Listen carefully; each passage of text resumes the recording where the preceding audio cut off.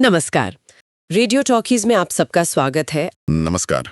आज हम अध्याय 2 वामन के 3 पद पर थोड़ी गहराई से बात करेंगे। जी, इसमें गंगोत्री का एक अनुभव है और फिर वामन के 3 पदों का जो गहरा मतलब है उसे समझने की कोशिश है। हाँ, श्रोत हमें ज्ञान की परतों को हटाने की बात करता है, मतलब सत्य तक पहुंचने की एक यात्रा।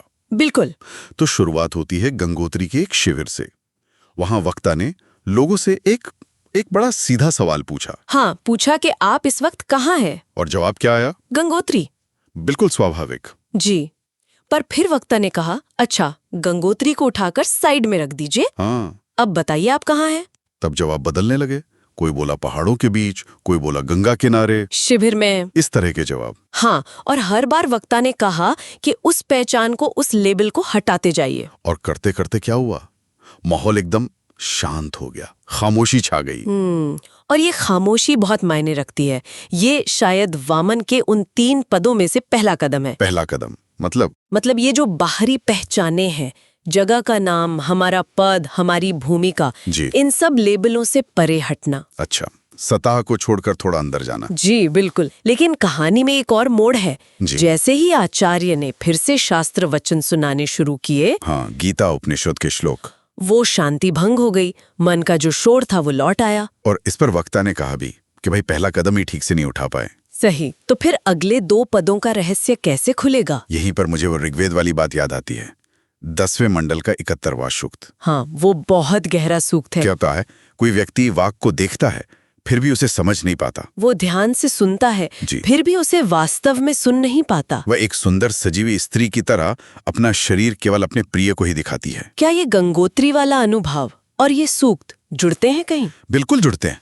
देखिए, गंगोत्री का अनुभव क्या दिखाता है कि बाहरी ज्ञान जैसे शास्त्र वचन या जगह का नाम, वो उस गहरी सीधी शांति को, उस अनुभव को ढक सकता है।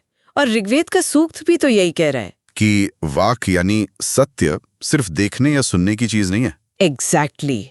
जैसे वो स्त्री सिर्फ अपने प्रेमी को अपना रूप दिखाती है, वैसे ही सत्य शायद उन्हें ही अनुभव होता है जो सिर्फ जानकारी से आगे बढ़ते हैं। मतलब जो उसे महसूस करने को तैयार हों, उसके प्रति एक तरह का समर्पण हो। हाँ, एक गहरी जिज्ञासा, एक खुलापन। वो जो शांति थी गंगोत्री में, वो शायद वाक का एक छोटा सा दर्शन था। लेकिन फिर वो श्लोकों के शोर में, या कहें कि ज्ञान के बोझ तले दब गया। हाँ, ऐसा कह सकते।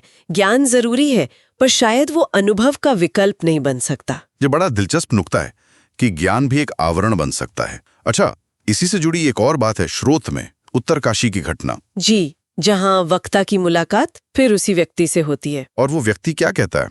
सत्य को बैसाखी की जरूरत नहीं होती। हाँ, और ये बात फिर गंगोत्री वाले अनुभव से जुड़ जाती है। बिल्कुल।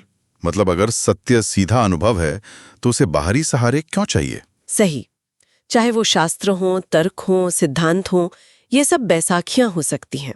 तो इसका मतलब ये नहीं कि शास्त्र बेकार है। नहीं नहीं, बिल्कुल नहीं। वो दिशा दिखा सकते हैं, प्रेरणा दे सकते हैं, पर शायद मंजिल पर पहुंचने के लिए उन बैसाखियों को छोड़ना पड़ता है। अनुभव शायद उनके पार जाने पर ही होता है। जी। तो अगर हम सार निकालें तो वामन के 3 पद महज एक पौराणिक कथा नहीं है। नहीं, ये ज्ञान और अनुभव की परतों को भेदने की एक प्रक्रिया है, एक मेटाफर है। और पहला कदम वो बाहरी लेबल, बाहरी पहचाने हटाना, जैसा गंगोत्री में हुआ। हाँ, और जैसा हमने देखा, वो पहला कदम ही कितना मुश्किल हो सकता है, क्योंकि हम खुद को उन्हीं लेबलों से पहचानते हैं ज्यादातर। सही कहा। पर शायद उसके पार जाने पर ही सत्य के और गहरे आयामों का अनुभव संभव होता है। जैसे ऋग्वेद की वाक, वो इंतजार करती है कि हम उसे सिर्फ देखें सुने नहीं, बल्कि उसके प्रेमी बने, उसे पूरी तरह अनुभव करने को तैयार हों, बिना किसी पर्दे के, बिना किसी बैसाखी के। तो निष्कर्ष यही है कि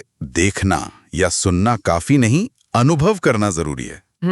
बाहरी ज्ञान अपनी जगह महत्वपूर्ण है, पर सच्चा बोध शायद उस शांति में ही मिलता है जो लेबलों और शोर के परे है, जहां बाह्य या सत्य खुद को प्रकट करता है। जी। तो आज की इस बातचीत के बाद एक सवाल शायद हम सब सोच सकते हैं। अपनी समझ की यात्रा में हम कितनी बार सिर्फ बाहरी पहचानों, सुनी सुनाई बातों या किताबी ज्ञान पर ही अटक जाते हैं? हाँ, ये सोचने वाली बात है। वो पहला कदम उठाकर उन लेबलों से, उन बैसाखियों से परे जाने का अनुभव, वो कैसा हो सकता है? तो इसी विचार के साथ आज की ये चर्चा यहीं समाप्त करते हैं। अगली बार फिर मिलेंगे रेडियो टॉकीज पर।